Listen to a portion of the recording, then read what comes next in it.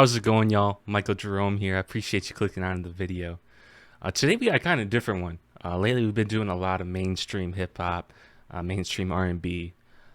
This artist is lesser known, but there's a reason why I wanted to bring him to the forefront, and I have heard of him before. His name is Montell Fish. He's a Christian R&B artist. Really phenomenal voice. But yeah, I really enjoy his music. You'll notice a lot of the times his songs kind of show the overlay between relationships and God. And I just enjoy hearing that. And it's something that, if you're one of the people who have visited the channel before and you've listened to a lot of the other mainstream artists, I wanted you to get exposure to this because this is the type of music that I know I really love. And, he doesn't get as much recognition as he deserves, I feel. It's not that he's underground or anything. I mean, a lot of his songs have millions and millions of plays, but it's something that I wanted to get out to you guys, and I really appreciate his music. But he just released a new album this past Friday. It's called Jamie, and I noticed I've probably listened to 3 or 4 of them already that were just released as singles before this, and those were before I started the channel, so didn't react to them, but I wanted to do him a service of getting him on the channel. And yeah, I'm excited to get into it. I hope you guys enjoy him. If you do run up the streams, support him. And if you enjoy any of my reaction throughout the video, go ahead, leave a like, comment, subscribe, all of that. Again, the love has been amazing. I appreciate each and every single one of you. So without further ado, let's just get right into it. We got track number 1. It's a title track, Jamie.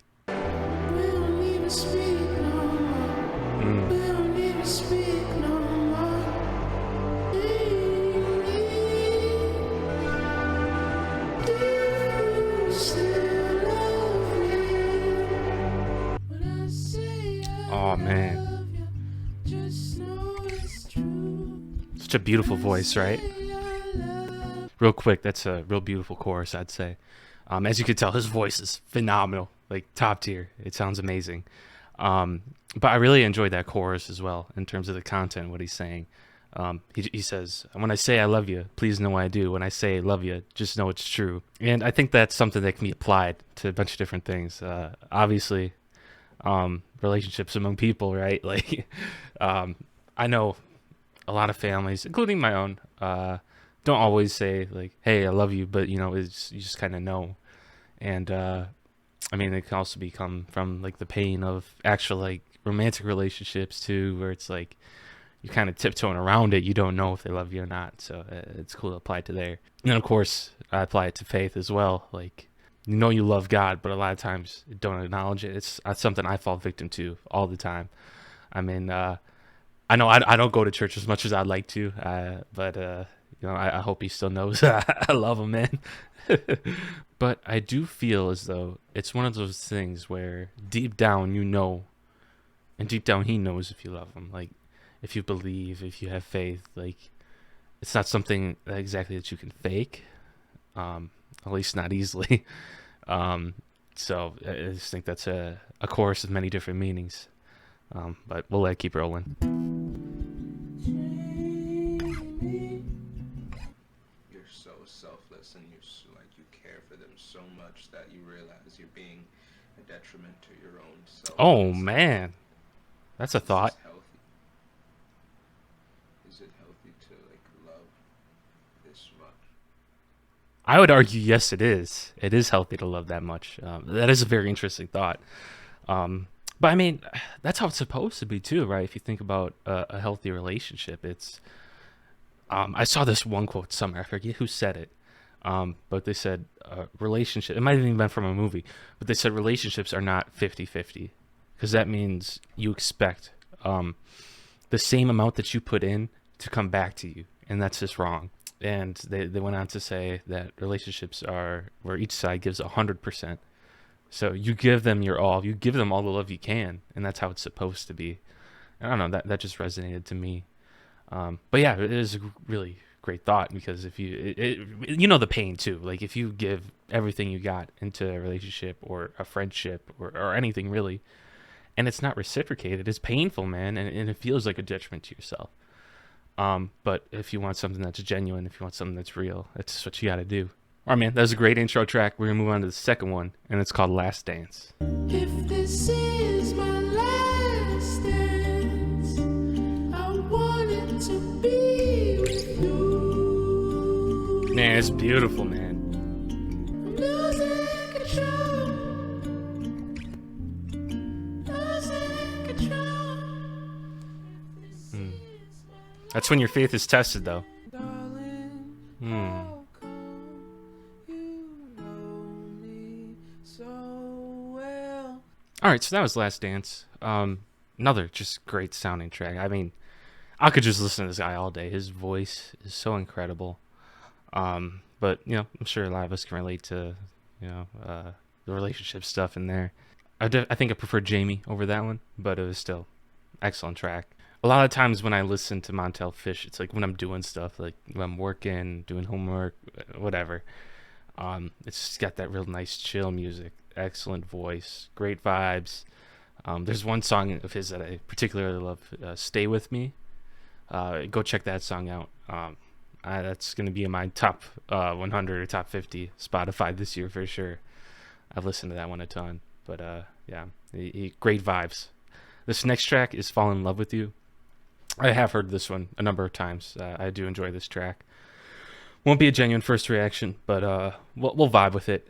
I think this is the highest streamed on this album so far. But again, this one's been out for quite a while. But anyways, "Fall in Love with You." Better off a stranger. Oh, this song is so brilliant. I'll tell you why at the end. Fall in love with you. All right, that was "Fall in Love with You." That is one of my favorite tracks of his, and there's this brilliance behind it. It's similar to the first one, where you know the obvious content of it is in the realm of relationships, right? Where you're feeling that the person that you want to be with, you just be better off as friends. You're not worthy of their love, and you know that's something that a lot of people can relate to. And then also, you know, you can relate that to God as well. A lot of times when you're lost or you feel just sort of like disconnected, you can feel as though you're not worthy of his love, and that is always untrue. He is here to love us unconditionally, which is where this track is really beautiful, because I do see that a line. And in a lot of these, maybe I'm digging too deep into it, and maybe he didn't even mean it to like have both of those meanings, but that's what I get out of it. Yeah, I just think it's a super powerful track, and just sonically amazing, man. It just sounds incredible. But regardless, we'll go on to the next track, which is "And I'd Go 1,000 Miles." This is another one I've also heard. Another great sounding track. We'll let it play. And I'd go 1,000 miles just to find you. Can I let you go? 1,000 miles. Another powerful one, man.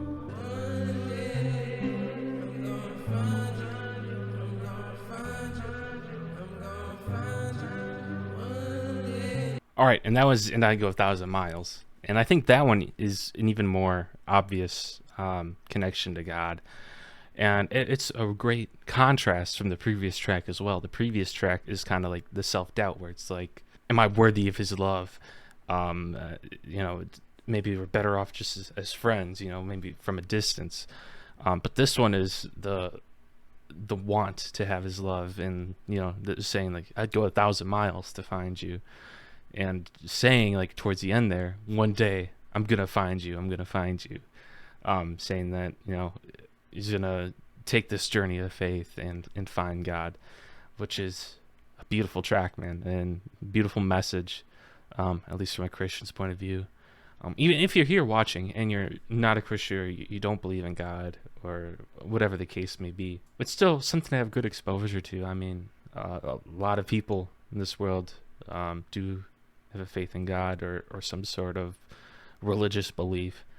And I hope you see that music like this, there's still value in it. One of the beauties about it, and the reason why it gets millions of streams too, is it's not directly saying it. Like, it's not in your face. And it may even be designed not to say it, but it's cool. I'm at least going into this video with a very Christian mindset, and I'm searching out those kinds of things. So it's beautiful, beautiful music, and I appreciate you watching it. With that being said, we're gonna go into the next track, Enough for You.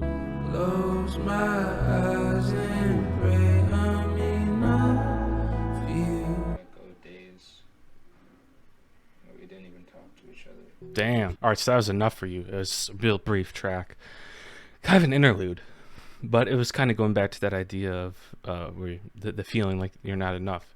And I really enjoyed this. So we had track 3, I believe it was, where you had the same sort of doubt. Then we went on to track 4, where it was like, okay, I want to search you out. I want to start this journey of faith. And then track 5, Enough for You, which is just this little interlude that, again, is saying, like, well, am I enough? There's the doubts. And that's something that someone who believes in God, like, you're going to go through that so much throughout life. Like, you're just going to keep questioning it. And, you know, bad things will happen. It'll make you question it. But regardless, it is a beautiful track, and I really like how it's laid out this way, where it's not a to B journey. There's ups and downs, and I think that's really beautiful. Next track is Talk to Me. This is one that I've heard before. Another beautiful track. I think this one's fairly popular, so we'll go ahead and get into it. Like you used to, you don't talk to me. You've been gone on and on. I am searching on and on. Please help me. Gosh, another beautiful track. Okay, that was Talk to Me. Wow. That may be my favorite one. I think that is my favorite one on the album so far. Very similar content-wise to what we've been getting. Again, and it's something that a lot of people think about it, and it's something where there is no like real obvious answer. Like God doesn't directly talk to you, you know, like at least not as far as I know. I've never had that happen to me. One thing that I'd argue is that he does whisper to you through other people and experiences, and you know, it's a track that makes you think, and it's an album that's making you think so far. And my favorite part about it so far has been how it's structured too. I mean, there was that sort of flip-flop action we talked about, and then this one is kind of, again, like, okay, well, the previous track was I'm Not Worthy, and this one is saying, well, okay, I want to connect with you. Why don't you talk to me? Like, you know, that sort of thing. So I'm loving that sort of flip-flop action, and just the questioning, but also the desire to connect, and I think that's really cool. Track 7 is Falling Out of Love with You.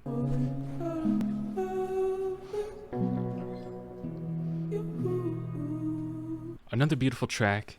This one is more so focused on relationships, but you could still draw the same sort of analogy that we have throughout this entire album with relationships and God, and you know, just the chorus itself, falling out of love with you. Why are we falling out of love? You know, why is there this disconnect? And that verse was speaking more so on relationships between people in particular.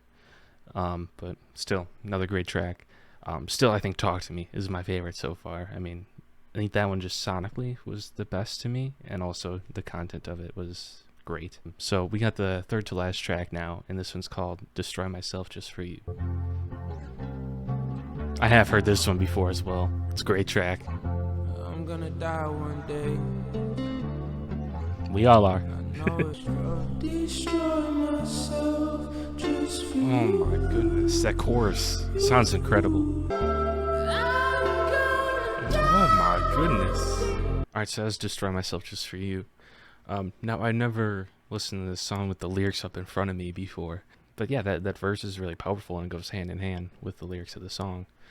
I mean, a lot of this is saying that, hey, you're supposed to give all of yourself to God, and you know, that verse goes hand in hand with it. So it's a neat sort of thing to hear. Usually with that voice like distorted like it was at the end, like I just never really could hear everything perfectly clear, which I guess is one gripe you can have for it. But again, just the chorus and this one too just sounds so good. But yeah, another powerful track, another great track I enjoy and I have listened to a number of times. So but yeah, we'll go on to the second to last track, and this one's called Darling.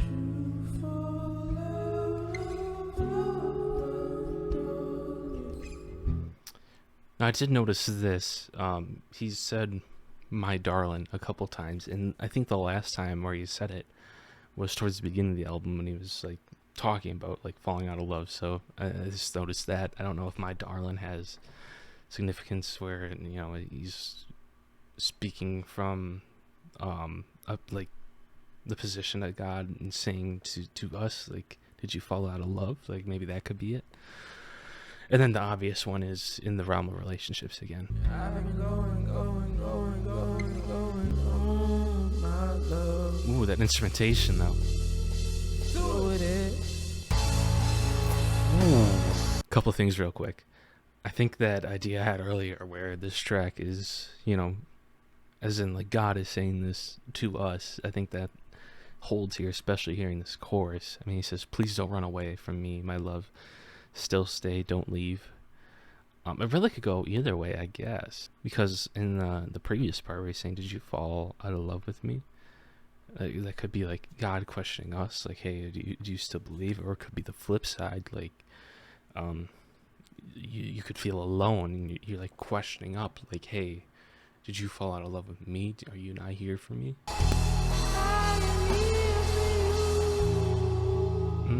This is a beautiful track sonically as well. Love the instrumentation. Loves the background vocals. Alright, so that was Darling.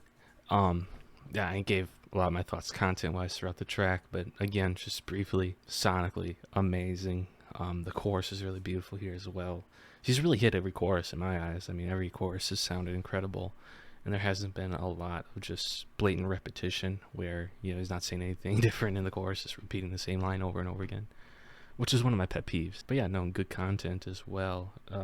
I really see this as like the two-way relationship. Like, I can hear it from God speaking to us, and I can hear it from us speaking to God. Like, I can apply the lyrics both ways, which I think is really interesting. I don't know if that was by design, but it's something that I caught. I was like, wow, that's really cool. But anyways, we'll go on to the last track, and that is "I Can't Love You This Much." And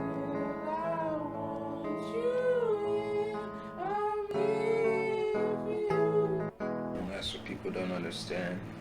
Love doesn't just go away. It stays there. It haunts you. It keeps you from trusting. And that's why it's so hard to let go. Damn. But I choose to put an end to this chapter of my life.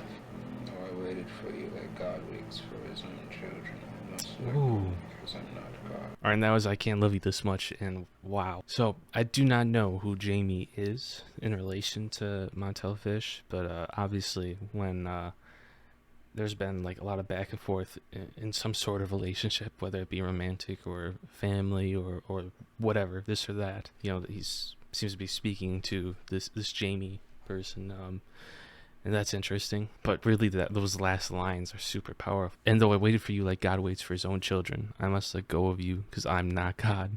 I love you, Jamie." Like, damn. And despite all that's been said, there's a certain truth in that as well. Like, and we sort of alluded to it in one of the very first tracks of the album as well, where it's just like, okay, if you're giving all this in and they don't want you to be a part of your life, well then, that you just got to cut it off. Whether that's the right thing to do in God's eyes or not, that I don't know. It's something that you got to do, and at least I agree with that. But you can tell this album as a whole. So this is what a 26-minute album, but there's a lot of content packed in here. But even more importantly, there's a lot of good vibes, and everything sonically is amazing. His voice is incredible. Relationships are something that are so easy to make an analogy to God with, because each and every single one of us has that. It doesn't have to be romantic. I mean, it could be, friends, it could be family, it could be acquaintances, neighbors. Like, those are all types of relationships, and you could still apply that to all these tracks. And then of course, the applications to God, like I've been trying to point out here and there throughout the album. All in all, it's just a really creative way for Montell Fish to incorporate a lot of what seems to be grief and pain that he's been through, make it relatable, and also related to God through his music and through his platform, which is amazing. But yeah, man, once again, if you're one of my subscribers who are watching this, you probably haven't heard of this guy, and it may not be up your alley, but if you're still here, I appreciate you giving it a listen. It's an artist I really enjoy, and it's something that I want to get out to you guys. But yeah, my Montell Fish fans out there, I hope you enjoyed this one. It's a really great album, content-wise. I love particularly the layout of the tracks and how they developed over time, and really just the analogies he makes between relationships with people and that of God. So I think that's really creative. And if you're still here, why don't you go ahead and like, comment, subscribe. Most importantly, comment. I love hearing from you guys. It's one of my favorite things, respond to comments. I do respond to all of them. You guys really have some awesome thoughts. Yeah, I just want this to be a community, with some back and forth going. Go ahead and leave a comment, like, subscribe, all that good stuff, and I'll catch you in the next one. Peace.